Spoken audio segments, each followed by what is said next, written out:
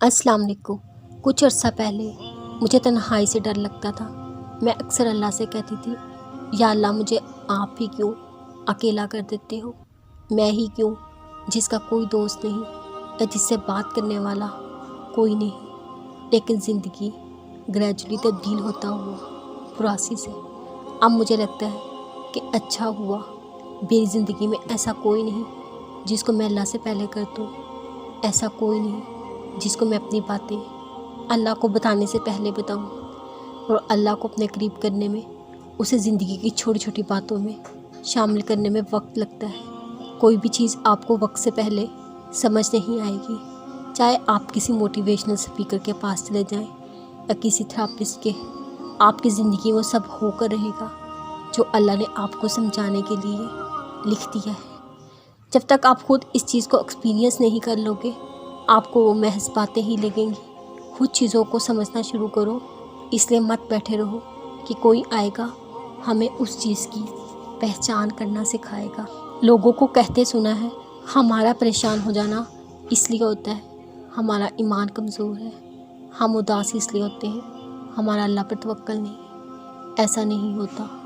اگر ایسا ہوتا تو نیتوں کو خدا کبھی دکھ ہی نہیں دیتا، اور دیتا بھی تو اللہ کے ولیوں کی آنکھ سے ایک آنسو نہ گرتا۔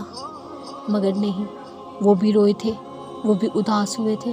کوئی بیٹے کی جدائی میں رویا تھا، کوئی کربلا کے شہیدوں کو رویا تھا۔ اس کا مطلب یہ نہیں کہ اداس ہو جانا ایمان کی کمزوری ہے، اور یہ امتحان اللہ تعالیٰ ہماری اداسی کا نہیں لیتا بلکہ ہمارے توکل کا لیتا ہے۔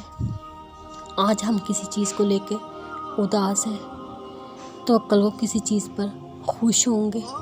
ہم انسانوں کا مزاج تبدیل ہوتا رہتا ہے، لیکن توکل، ایمان، بھروسہ تبدیل نہیں ہوتا۔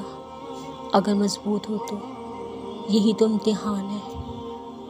پتہ ہے کن لوگوں کی دعا قبول ہوتی ہے؟ جو جلد بازی نہیں کرتے، اپنی دعاؤں پر یقین رکھتے ہیں۔ یقین سے مراد ان کا ایمان اللہ پر پختہ ہوتا ہے۔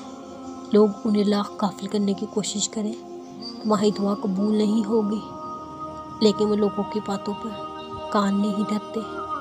اللہ تعالیٰ بہت خوش ہوتے ہیں جب ان کا بندہ ان کے آگے اپنی التجائیں، اپنی حاجتیں بیان کرتا ہے۔ پھر کیسی بے یقینی کہ دعا کیسے، کب قبول ہوگی۔